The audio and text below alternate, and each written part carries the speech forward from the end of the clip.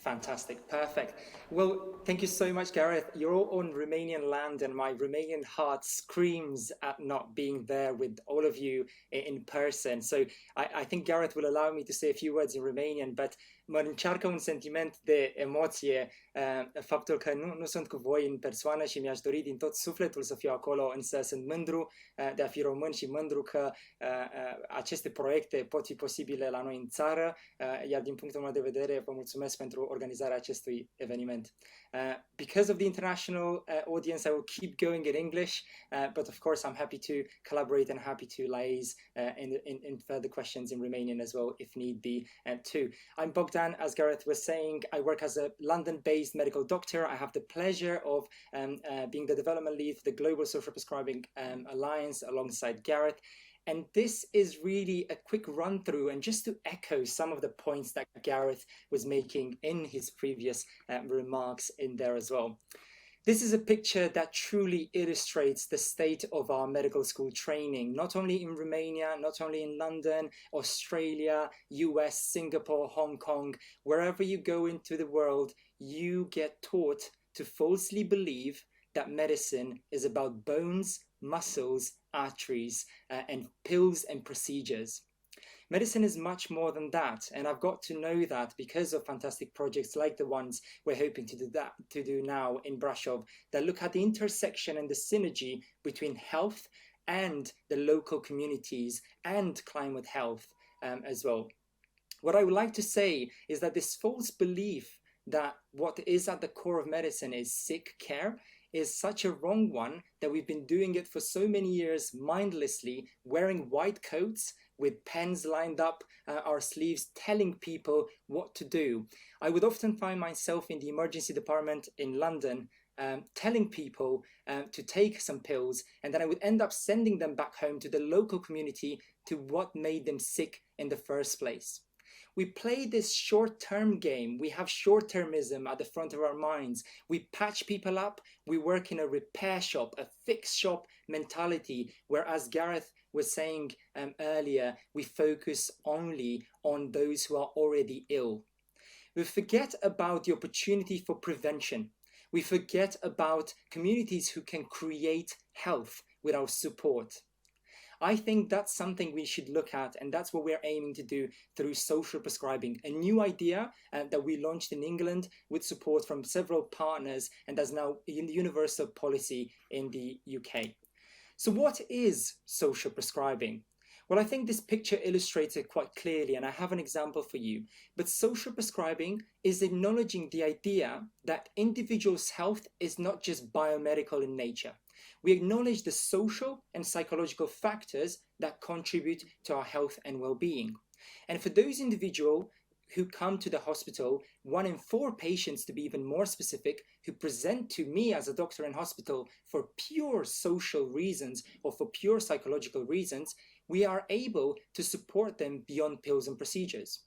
We might link them to what we call gardening on prescription, or blue ocean prescribing. We might link them to an arts class for anxiety. We might use local community groups to clean the beaches and also to get them to interact with each other and prevent loneliness and social isolation. That is the intersection that we're talking about, and managing a sick care model that we've been delivering for over 20, 30 years, or ever since its inception really, into a bio-psycho-social model of care, which is a dream. To put it simply, no matter how many inhalers, which you can see this in the picture on the screen, no matter how many inhalers are prescribed for an asthma child, if I send them back to their house that's got mold inside and other allergens, it won't matter how many pills I prescribe, they will still become ill. And as Gareth said, 1.3 billion pounds of funding is being used in the UK for illnesses that are related to cold homes as well. So that is the intersection that clinical doctors and the health professionals have been shying away from, but it's a responsibility that we all share, and it's time to shift those values and beliefs once and for all. We also know that this combats overprescribing of antidepressants, overprescribing of opioids. So 1 in 4 patients are admitted to my hospital and to all of the UK for side effects from medication they should have never been put on.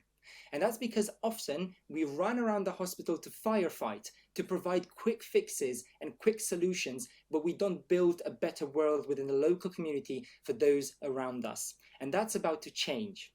Now, is it working? Does it provide return on investment? Well, here's the facts and the evidence from the UK, and to be more specific, this is evidence from England.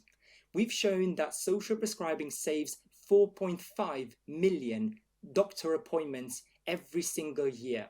That gives you, in England, a return of investment of £300 million, covering the cost of the whole of social prescribing programme, plus leaving you around £80 million to reinvest back into the health system. This is what happens when we go beyond short-termism. This is what happens when we act at the root cause of the problem. We increase the happiness of the workforce, we prevent burnout, and we work with fantastic local organizations and community groups to provide what we call health and not just sick care management in the first place.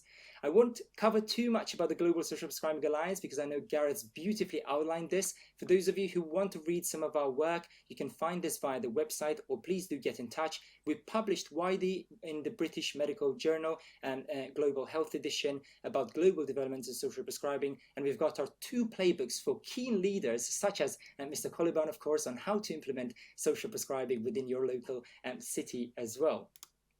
In terms of our group, we have wide representation from over 24 countries across the world. These are people turning up at midnight in Singapore, at 5 AM in Australia, just to do their best to change the sick care model that we've been delivering and to involve community and to prescribe more nature than pills as ever before as well.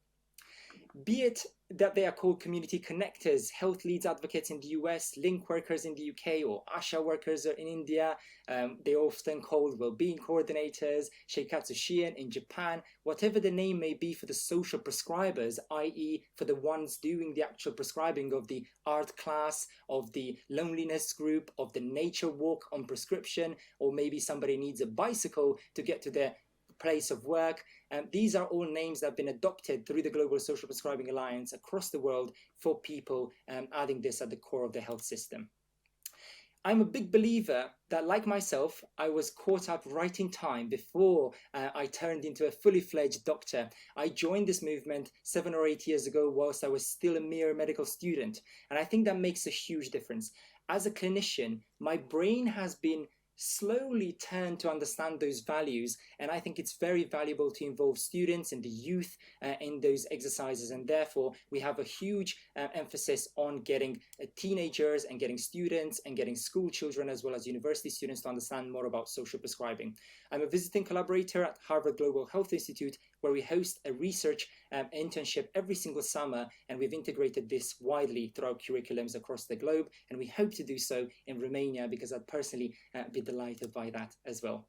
They tune in at various times and they share their stories, and you can see they represent various countries from all over the world, from Thailand to Japan, all the way to the US and Canada and the UAE as well. It's all about what Gareth said earlier. It's all about co-design. It's all about co-creation. It's about building with, not building for.